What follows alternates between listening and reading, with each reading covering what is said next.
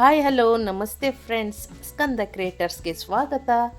ಸಾಯಂಕಾಲದ ಚಹಾದ ಜೊತೆಗೆ ಕರುಮ್ ಅಂತ ಕಚ್ಚಿ ತಿನ್ನೋಕ್ಕೆ ನಿಪ್ಪಿಟ್ಟಿದ್ರೆ ಅದರ ಮಜನೇ ಬೇರೆ. ಇನ್ನೇನು ಮಕ್ಕಳಿಗೆ ಶಾಲೆ ಶುರುವಾಯಿತು, ಜೊತೆಗೆ ಮಳೆನೂ ಕೂಡ ಶುರುವಾಗಿದೆ. ಈ ಸಮಯದಲ್ಲಿ ಮಕ್ಕಳು ಶಾಲೆ ಮುಗಿಸಿ ಬಂದ ತಕ್ಷಣ ಏನಾದರೂ ಸ್ನ್ಯಾಕ್ಸ್ ಕೊಡಿ ಅಂದರೆ ಹೊರಗಡೆ ತಿಂಡಿ ಕೊಟ್ಟು ಅವರಿಗೆ ಯಾಕೆ ಆರೋಗ್ಯ ಹದಗೆಡಿಸೋದು ಅಲ್ವಾ? ಮನೆಯಲ್ಲೇ ಹೀಗೆ ಸಿಂಪಲ್ಲಾಗಿ ಮಾಡ್ಕೊಳ್ಳಿ.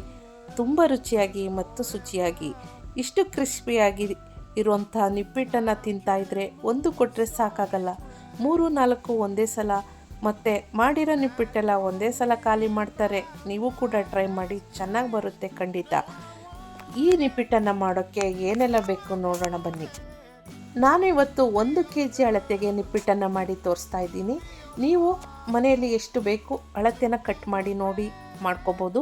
1 kg ಅಳತೆಗೆ ನಾನು ಇಲ್ಲಿ ಅಕ್ಕಿ ಹಿಟ್ಟು 4 ಗ್ಲಾಸು, 1 ಗ್ಲಾಸು ಕಡಲೆ, 1 ಗ್ಲಾಸು ದಪ್ಪ ರವೆ, ಅರ್ಧ ಗ್ಲಾಸು ಕಡಲೆ ಬೀಜ, ಇಲ್ಲಿ ಒಣಮೆಣಸಿನ್ಕಾಯಿ, ಕರಿಬೇವು ಸೊಪ್ಪು, ಬೆಳ್ಳುಳ್ಳಿ, ಈರುಳ್ಳಿ ಹಾಗೂ ಕಾಯಿ ತುರಿ ಸ್ವಲ್ಪ, ರುಚಿಗೆ ತಕ್ಕಷ್ಟು ಎಳ್ಳು, ಸ್ವಲ್ಪ ತುಪ್ಪ ಮತ್ತು ಎಣ್ಣೆ ನಿಪ್ಪಿಟ್ಟನ್ನ ಕರಿಯೋಕ್ಕೆ, ಹಾಗೂ ರುಚಿಗೆ ತಕ್ಕಷ್ಟು ಉಪ್ಪು ಇಷ್ಟನ್ನು ತೊಗೊಂಡಿದ್ದೀನಿ. ಅಳತೆನ ಹೇಳ್ತಾ ಹೋಗ್ತೀನಿ, ಆ ರೀತಿ ಮಾಡ್ಕೊಳ್ಳಿ. 1 ಗ್ಲಾಸ್, ಇದು 1/4 ಲೀಟ್ರು ಅಳತೆಯ ಗ್ಲಾಸು. ಈ ಗ್ಲಾಸಲ್ಲಿ 1 ಗ್ಲಾಸು ರವೆನ ತೊಗೊಂಡಿದ್ದೀನಿ. ಇಲ್ಲಿ ದಪ್ಪ ರವೆನ ತೊಗೊಂಡು, ಅಂದರೆ ನೀವು ಉಪ್ಪಿಟ್ಟಿಗೆಲ್ಲ ತೊಗೋತೀರಲ್ಲ ಆ ರೀತಿ ರವೆನ ತಗೊಳ್ಳಿ. 1 ಗ್ಲಾಸ್ ರವೆಯನ್ನು ಸ್ವಲ್ಪ 2 ಸ್ಪೂನಷ್ಟು ಎಣ್ಣೆನ ಹಾಕ್ಕೊಂಡು ಹೀಗೆ ಸ್ವಲ್ಪ ಗೋಲ್ಡನ್ ಕಲರ್ ಬರುವವರೆಗೆ ಸಣ್ಣ ಉರಿಯಲ್ಲಿ ಫ್ರೈ ಮಾಡ್ಕೊಳ್ಳೋಣ. ಇಲ್ಲಿ ಸಣ್ಣ ರವೆನ ತೊಗೊಂಡಿದ್ದೀನಿ. ನೀವು ಬನ್ಸಿ ರವೆ ಈ ರೀತಿ ಯಾವುದು ತೊಗೋಬಾರ್ದು, ಚಿರೋಟಿ ರವೆ ಅಥವಾ ದಪ್ಪ ರವೆ ಆಗ್ಬೋದು. ಈ ರವೆಯನ್ನು ಸ್ವಲ್ಪ ಚೆನ್ನಾಗಿ ಎಣ್ಣೆಯಲ್ಲಿ ಫ್ರೈ ಮಾಡ್ಕೊಂಡ್ಮೇಲೆ 1 ಗ್ಲಾಸ್ ರವೆಗೆ 4 ಗ್ಲಾಸ್ ಅಂದರೆ 1 kg ಅಷ್ಟು ಅಕ್ಕಿ ಪೌಡರ್ನ ಜರಡಿ ಮಾಡ್ಕೊಂಡಿರೋಂತಹ ಅಕ್ಕಿ ಪೌಡರು ಎಲ್ಲರ ಮನೇಲೂ ರೊಟ್ಟಿ ಮಾಡೋಕ್ಕೆ ಅಂತ ಇಟ್ಕೊಂಡಿರ್ತೀರಿ. ಇಲ್ಲ ಅಂದರೆ ಅಂಗಡಿಯಿಂದ ತಂದಿರುವಂತಹ ಅಕ್ಕಿ ಪೌಡರ್ ಆದರೂ ಆಗುತ್ತೆ. ಈ 4 ಗ್ಲಾಸ್ ಅಕ್ಕಿ ಪೌಡರ್ನ ಇದಕ್ಕೆ ನಾನು ಎಣ್ಣೆ ಹಾಕೋತಿಲ್ಲ, ಹಾಗೆಯೇ ಸ್ವಲ್ಪ ಬೆಚ್ಚಗೆ ಮಾಡ್ಕೊತಾ ಇದ್ದೀನಿ. ಅಂದರೆ ಕಡಿಮೆ ಉರಿಯಲ್ಲಿ 1-2-3 ನಿಮಿಷ ಇದನ್ನು ಕೂಡ ಅಕ್ಕಿ ಪೌಡರ್ನ ಜರಡಿ ಮಾಡಿ ಹುರ್ಕೋತಾ ಇದ್ದೀನಿ. ಈ ರೀತಿ ಸ್ವಲ್ಪ ಬೆಚ್ಚಗೆ ಮಾಡ್ಕೋಬೇಕು ಅಕ್ಕಿ ಪೌಡರ್ನು ಕೂಡ. ಇದು ಮನೆಯಲ್ಲೇ ಮಾಡಿರೋಂತಹ ಅಕ್ಕಿ ಪೌಡರು ನೋಡಿ. ಇಷ್ಟು ಸ್ವಲ್ಪ ಬೆಚ್ಚಗಾದರೆ ಸಾಕು. ಈ ರವೆನ ಹುರಿದು ಹಾಕಿ ನೋಡಿ, ಕ್ರಿಸ್ಪಿ ಮತ್ತು ರುಚಿ ಎಷ್ಟು ಚೆನ್ನಾಗಿ ಬರುತ್ತೆ ಅಂದರೆ ಖಂಡಿತ. ನಿಪ್ಪಿಟ್ಟು ಮಾಡಿದ್ರೆ ಮೆತ್ತಗಾಗ್ತಾ ಇದ್ದರೆ ಅಥವಾ ಮುರಿದೋಗ್ತಾ ಇದ್ದರೆ ಯಾವುದೇ ಸಮಸ್ಯೆ ಇಲ್ಲದೆ ಈ ನಿಪ್ಪಿಟ್ಟನ್ನು ಈಸಿಯಾಗಿ ನೀವು ಮನೆಯಲ್ಲೇ 10-15 ನಿಮಿಷದಲ್ಲಿ ಮಾಡ್ಕೋಬೋದು. ಯಾರಪ್ಪ ಮಾಡೋರು ಈ ತಿಂಡಿ ಮಾಡೋಕ್ಕೆ ಹೋದರೆ ಇಲ್ಲ ಸರಿಯಾಗಿ ಬರಲ್ಲ, ಮೆತ್ತಗಾಗುತ್ತೆ ಅಂತ ಅಂದರೆ ಖಂಡಿತ ಟೆನ್ಷನ್ ಮಾಡಬೇಡಿ, ಈ ರೀತಿ ಮಾಡ್ಕೊಳ್ಳಿ, ಚೆನ್ನಾಗಿ ಬರುತ್ತೆ. ಈ ಗ್ಲಾಸಲ್ಲಿ 1 ಗ್ಲಾಸು ಪುಟಾಣಿ ಅಂತಾರೆ ಕಡಲೆನ ಈ ರೀತಿ ದಪ್ಪ ತರಿಯಾಗಿ ರುಬ್ಬಿ ಹಾಕಿದ್ದೀನಿ. ಇದಕ್ಕೆ ಯಾವುದೇ ನೀರನ್ನು ಉಪಯೋಗಿಸಬಾರ್ದು. ಡ್ರೈ ಆಗಿ ನಾವು ಮಿಕ್ಸಿಯಲ್ಲಿ 1-2 ಸಲ ಸಣ್ಣ ಜಾರಲ್ಲಿ ರುಬ್ಬಿದರೆ ಸಾಕು, ತುಂಬ ಸಣ್ಣಗೆ ಪೇಸ್ಟ್ ಮಾಡಬೇಡಿ.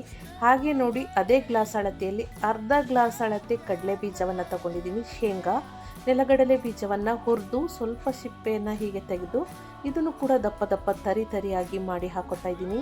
ಮತ್ತು ಇಲ್ಲಿ ನಾನು ಬೆಳ್ಳುಳ್ಳಿ 1 ಹಿಡಿ, ಒಣಮೆಣಸಿನ್ಕಾಯಿ 1 ಹಿಡಿ, ಇಲ್ಲಿ ನಾನು 1-2 ಬ್ಯಾಡಿಗೆ ಮೆಣಸಿನ್ಕಾಯಿ ಹಾಕ್ಕೊಂಡಿದ್ದೀನಿ ಕಲರ್ ಬರೋಕ್ಕೋಸ್ಕರ. 2 ಅಥವಾ ಈರುಳ್ಳಿನ ತಗೊಂಡು ಈ ರೀತಿ ಸ್ವಲ್ಪ ಕರಿಬೇವು ಸೊಪ್ಪು ಮತ್ತು ಅರ್ಧ ಬಟ್ಟಲು ಕಾಯಿ ತುರಿ, ಇಲ್ಲಿ ಕೊಬ್ಬರಿನೂ ಕೂಡ ಹಾಕೋಬೋದು, 1 ಅರ್ಧ ಬಟ್ಟಲು ಕಾಯಿ ತುರಿ ಇದ್ರೂ ಹಾಕೋಬೋದು. ಇವನ್ನು ಸ್ವಲ್ಪ ಹೀಗೆ ಬೆಚ್ಚಗೆ ಮಾಡ್ಕೊತಾ ಇದ್ದೀನಿ. ಇದಕ್ಕೂ ಸ್ವಲ್ಪ ಎಣ್ಣೆ ಹಾಕ್ಕೊಳ್ಳಿ, 1 ಸ್ಪೂನಷ್ಟು ಎಣ್ಣೆ ಹಾಕ್ಕೊಂಡು ಈ ರೀತಿ ಹುರಿಯಿರಿ ನೋಡಿ. ಕಾಯಿನೂ ಕೂಡ ಹುರ್ಕೊತಾ ಇದ್ದೀನಿ ನಾನು. ಕೊಬ್ಬರಿ ಆಗಿದ್ರೆ ಇಲ್ಲಿ ಹುರಿಯೋ ಅವಶ್ಯಕತೆ ಇಲ್ಲ, ಕಾಯಿನ ಹುರ್ಕೊತಾ ಇದ್ದೀನಿ. ಯಾಕಂದರೆ ಹೀಗೆ ಹುರಿದು ಮಾಡಿದರೆ ನಿಪ್ಪಿಟ್ಟನ್ನು ನಾವು 1 ತಿಂಗಳವರೆಗೆ ಶೇಖರಣೆ ಮಾಡಿಡ್ಬೋದು. 1 ತಿಂಗಳು 2 ತಿಂಗಳವರೆಗೂ ನಿಪ್ಪಿಟ್ಟನ್ನು ಹೊರಗಡೆನೇ ಇಟ್ಟು ತಿಂದ್ರೂ ಕ್ರಿಸ್ಪಿ ಮಾತ್ರ ಸೂಪರಾಗಿರುತ್ತೆ, ಮೆತ್ತಗೂ ಕೂಡ ಆಗಲ್ಲ ಮತ್ತು ಹಾಳಾಗಲ್ಲ ನಿಪ್ಪಿಟ್ಟು. ಮತ್ತು ನಾನಿಲ್ಲಿ ರುಚಿಗೆ ತಕ್ಕಷ್ಟು ಉಪ್ಪನ್ನು ಹಾಕ್ಕೊಂಡು ಚೆನ್ನಾಗಿ ನೀರು ಹಾಕ್ಕೊಂಡು ಪೇಸ್ಟಾಗಿ ಅರಿತಾ ಇದ್ದೀನಿ. ಮತ್ತು ಇದೇ ಪೌಡ್ರಿಗೆ ಅಂದರೆ ನಿಪ್ಪಿಟ್ಟಿಗೆ ಹದ ಮಾಡ್ಕೊಂಡಿರೋ ಪೌಡ್ರಿಗೆ 2 ಸ್ಪೂನಷ್ಟು ಎಳ್ಳನ್ನು ಹಾಕ್ಕೊಂಡಿದ್ದೀನಿ. ಹಸುವಿನ ತುಪ್ಪವನ್ನು ಅದೇ ಬಾಣಲೆಗೆ ತೊಗೊಂಡು 2 ಸ್ಪೂನಷ್ಟು ಹಸುವಿನ ತುಪ್ಪನ ಚೆನ್ನಾಗಿ ಕಾಯಿಸ್ಕೊತಾ ಇದ್ದೀನಿ.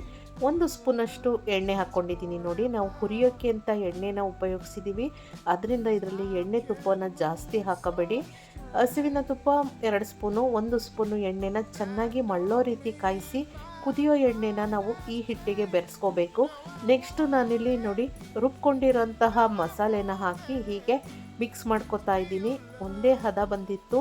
ಇದಕ್ಕೆ ಮತ್ತೆ ಎಕ್ಸ್ಟ್ರಾ ಉಪ್ಪು ಖಾರ ಏನು ಕೂಡ ಹಾಕಲಿಲ್ಲ ನಾನು. ಹಾಗೆ ಇದನ್ನು ನಮ್ಮ ಅಜ್ಜಿ ಹೇಳ್ಕೊಟ್ಟಿರೋಂಥ ರೆಸಿಪಿ ಅಂತಲೇ ಹೇಳ್ಬೋದು. ಅಜ್ಜಿಯವರು ಹಬ್ಬದಲ್ಲಿ ಮತ್ತು ಯಾವುದೇ ಫಂಕ್ಷನ್ ಆದ್ರೂ ನಮ್ಮ ಅಮ್ಮನ ಮನೆಯಿಂದ ಬರುವಾಗ ಅಜ್ಜಿ ಮಾಡಿಕೊಡ್ತಾಯಿದ್ರು.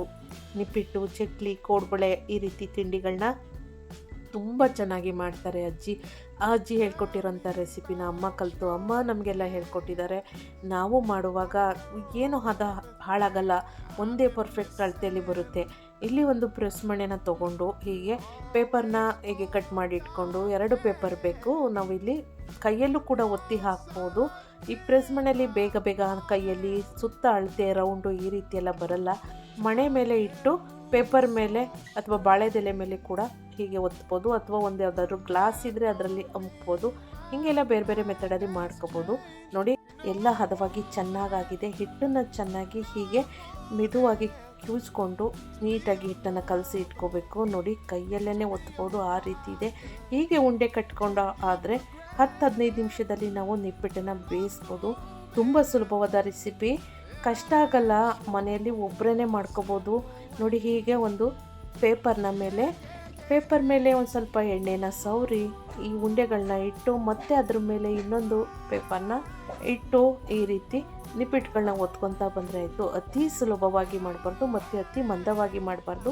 ಈ ರೀತಿ ಮೀಡಿಯಮ್ ಆಗಿ ಮಾಡ್ಕೊಳ್ಳಿ, ಯಾಕಂದರೆ ತುಂಬ ಚೆನ್ನಾಗಿ ಬರುತ್ತೆ. ಈಗಾಗಲೇ ಬಾಣಲಿಲಿ ಎಣ್ಣೆನ ಕಾಯೋಕ್ಕೆ ಅಂತ ಇಟ್ಟಿದ್ದೀನಿ. ನಿಮ್ಮ ಮನೆಯಲ್ಲಿ ಯಾವುದು ಅಡುಗೆಗೆ ಅಂತ ಉಪಯೋಗಿಸ್ತೀರಾ ಆ ಎಣ್ಣೆನ ಹೀಗೆ ಬಾಣಲಿಯಲ್ಲಿ ಅಗಲವಾದ ಬಾಣಲಿನ ಇಟ್ಕೊಳ್ಳಿ ನಿಪ್ಪಿಟ್ಟು ಮಾಡುವಾಗ. ಯಾಕಂದರೆ ಈ ನಿಪ್ಪಿಟ್ಟುಗಳು ಅಗಲವಾಗಿರೋದ್ರಿಂದ ಬೇಯೋಕ್ಕೆಲ್ಲ ಅದಕ್ಕೆ ಸ್ಪೇಸು ಅಂದರೆ ಜಾಗ ಬೇಕಾಗುತ್ತೆ. ಆದ್ದರಿಂದ ಈ ರೀತಿ ಅಗಲವಾದಂತಹ ಬಾಣಲಿಯನ್ನು ಇಟ್ಕೊಂಡು ಎಣ್ಣೆ ಚೆನ್ನಾಗಿ ಕಾದಿರಬೇಕು. ಎಣ್ಣೆ ಕಾದ ಮೇಲೆ ಅದನ್ನು ಮೀಡಿಯಮ್ ಉರಿಯಲ್ಲಿ ಇಟ್ಕೊಂಡು ಹೀಗೆ ಒಂದೊಂದೇ ನಿಪ್ಪಿಟ್ಟನ್ನು ಎಣ್ಣೆಯಲ್ಲಿ ಬಿಡ್ತಾ ಬನ್ನಿ. ಎಷ್ಟು ಪರಿಮಳ ಬರ್ತಾ ಇದೆ. ಜೊತೆಗೆ ಅಲ್ಲಿ ನೋಡ್ಬೋದು ನಾವು ಹಿಟ್ಟನ್ನು ಚೆನ್ನಾಗಿ ಕಲಸಿ ಮತ್ತು ಒಂದೇ ಹದವಾಗಿ ಹಿಟ್ಟನ್ನು ಮಾಡಿರೋದ್ರಿಂದ ಈ ರೀತಿ ಹಿಟ್ಟು ಒತ್ತಿ ಈ ರೀತಿ ಎಣ್ಣೆಯಲ್ಲಿ ಬಿಡೋಕ್ಕೆ ಸಾಧ್ಯ. ಒಂದು ಸ್ವಲ್ಪ ಹದ ಮಿಸ್ಟೇಕ್ ಆದ್ರೂ, ಹದ ಅಂದರೆ ನಾವು ಹಾಕಿರೋ ಪಾಕ ಮಿಸ್ಟೇಕ್ ಆದ್ರೂ ನಿಪ್ಪಿಟ್ಟು ಎಣ್ಣೆಯಲ್ಲಿ ಬಿಟ್ಕೊತವೆ, ಅಂದರೆ ಒಡೆದೋಗ್ತವೆ, ಅಥವಾ ಒತ್ತುವಾಗ ಒಡೆದೋಗ್ತವೆ, ಅಥವಾ ನಾವು ಒತ್ತಿ ನಿಪ್ಪಿಟ್ಟನ್ನು ಫ್ರೆಶ್ ಮಾಡಿ ಎಣ್ಣೆಗೆ ತೆಗೆದು ಹಾಕುವಾಗಲೂ ನಿಪ್ಪಿಟ್ಟು ಕೈಗೆ ಸಿಗಲ್ಲ, ಮುರಿದೋಗುತ್ತೆ. ಆದರೆ ಕರೆಕ್ಟಾಗಿ ನಾವು ಈ ರೀತಿ ಹದವಾಗಿ ನಾವು ಹಿಟ್ಟನ್ನು ಕಲಿಸ್ಕೊಂಡಾಗ ಬೇಕ್ರಿ ತಿಂಡಿನ ತರೋದನ್ನೇ ಮರೀತೀರ ನೀವು. ಹೌದು, ಅಷ್ಟು ಸೂಪರಾಗಿ ಕ್ರಿಸ್ಪಿಯಾಗಿ ತಿಂದ್ರಂತೂ ಅದ್ಭುತವಾದ ರುಚಿ ಮಾತ್ರ ಸಖತ್ತಾಗಿ ಬಂದಿತ್ತು. ಈ ರೀತಿ ನೀವು ಮನೇಲಿ ಮಾಡ್ಕೊಳ್ಳಿ, ನಿಮಗೆ ಖಂಡಿತ ಇಷ್ಟ ಆಗುತ್ತೆ. ಅಷ್ಟು ಚೆನ್ನಾಗಿತ್ತು ನಿಪ್ಪಿಟ್ಟು. ಒಂದು ಕೊಟ್ಟರೆ ಸಾಲಲ್ಲ, ಇನ್ನೊಂದು ತಿನ್ನಬೇಕು ಅನಿಸುತ್ತೆ. ನಿಮಗೂ ಕೂಡ ಇಷ್ಟ ಆಗುತ್ತೆ. ಅಜ್ಜಿ ಕಾಲದ ರೆಸಿಪಿ ಅಂತಲೇ ಹೇಳ್ಬೋದು. ನಮ್ಮ ಅಜ್ಜಿ ಅಮ್ಮಂಗೆ ತಿಳಿಸ್ಕೊಟ್ಟಿದ್ದು, ಅಮ್ಮ ನಮಗೆ ಹೇಳ್ಕೊಟ್ಟಿದ್ದು. ನೋಡಿ ಇಲ್ಲಿ ಜಾಸ್ತಿ ನಾನು ಹೆಚ್ಚು ಯಾವುದೂ ಐಟಮ್ನ ಉಪಯೋಗಿಸಿಲ್ಲ. 3-4 ಐಟಮ್ಮು ಮನೇಲಿರುವಂಥ ಅಕ್ಕಿ ಹಿಟ್ಟು ಇದನ್ನು ಉಪಯೋಗಿಸಿದ್ರೆ ಸಾಕು. ರವೆ, ಕಡಲೆಬೀಜ, ಕಡಲೆ ಎಲ್ಲರ ಮನೇಲೂ ಇದ್ದೇ ಇರುತ್ತೆ. ಖಂಡಿತ ಇದನ್ನು ಉಪಯೋಗಿಸಿ ಈ ಥರ ನಿಪ್ಪಿಟ್ಟನ್ನು ಮಾಡಿ, ನಿಮಗೆ ತುಂಬ ಇಷ್ಟ ಆಗುತ್ತೆ. ಮಕ್ಕಳಂತೂ ಫಿದಾಗಿ ಹೋಗ್ತಾರೆ. ಸಂಜೆ ಸ್ಕೂಲಿಂದ ಬಂದಾಗ ಮೊದಲು ಕೇಳೋದೆ ನಿಪ್ಪಿಟ್ಟು ಕೊಡಿ ಅಮ್ಮ ಅಂತ. ಅಷ್ಟು ಚೆನ್ನಾಗಿ ಬಂದಿದೆ. ನಾನು ಮಾಡಿ ತೋರಿಸಿರೋಂಥ ನಿಪ್ಪಿಟ್ಟು ರೆಸಿಪಿ ಬಗ್ಗೆ ನಾನೇ ಹೊಗಳಿಕೊಂಡ್ರೆ ಚೆನ್ನಾಗಿರಲ್ಲ. ಖಂಡಿತ ನೀವು ಮನೇಲಿ ಟ್ರೈ ಮಾಡಿ ಹೇಗೆ ಬಂತು ಅಂತ ಹೇಳ್ತೀರಲ್ಲ, ಆವಾಗ ಖಂಡಿತ ನಿಮಗೆ ಅರ್ಥ ಆಗುತ್ತೆ ಎಷ್ಟು ಚೆನ್ನಾಗಿತ್ತು ಅಂತ. ನೀವು ಸಖತ್ತಾಗಿದೆ ಅಂತ ಕಮೆಂಟ್ ಮಾಡ್ತೀರಾ ಅಂತ ನನಗೆ ಭರವಸೆ ಇದೆ, ಯಾಕಂದರೆ ಅಷ್ಟು ಚೆನ್ನಾಗಿದೆ. ಮತ್ತೆ ಹೇಳ್ತಾ ಇದ್ದೀನಿ, ಖಂಡಿತ ಒಂದ್ಸಲ ಮನೆಯಲ್ಲಿ ಟ್ರೈ ಮಾಡಿ, ನಿಮ್ಮ ಮಕ್ಕಳಿಗೆ ಮಾಡಿಕೊಡಿ, ತುಂಬ ಖುಷಿ ಪಡ್ತಾರೆ. ಹಾಗೆ ಹೊಸದಾಗಿ ವೀಡಿಯೋಸ್ನ ಯಾರೆಲ್ಲ ನೋಡ್ತಾ ಇದ್ದೀರಾ ಸಬ್ಸ್ಕ್ರೈಬ್ ಮಾಡಿಕೊಂಡು ನೋಡಿ. ವಿಡಿಯೋನ ಯಾವಾಗಲೂ ಪೂರ್ತಿ ನೋಡಿ. ಏನಾದರೂ ಮಧ್ಯದಲ್ಲಿ ಅಡುಗೆ ಸಂಬಂಧಿಸಿದಂತಹ ಟಿಪ್ಸ್ಗಳು, ಹೆಲ್ತಿ ಟಿಪ್ಸ್ಗಳನ್ನ ನಾನು ಹೇಳ್ತಾ ಬರ್ತೀನಿ. ಅದು ಕೂಡ ನಿಮಗೆ ಅನುಕೂಲ ಆಗುತ್ತೆ ಅಂತ ಹೇಳ್ತಾ ಥ್ಯಾಂಕ್ ಯು, ಧನ್ಯವಾದಗಳು. ಎಲ್ರಿಗೂ ಶುಭವಾಗಲಿ ಫ್ರೆಂಡ್ಸ್.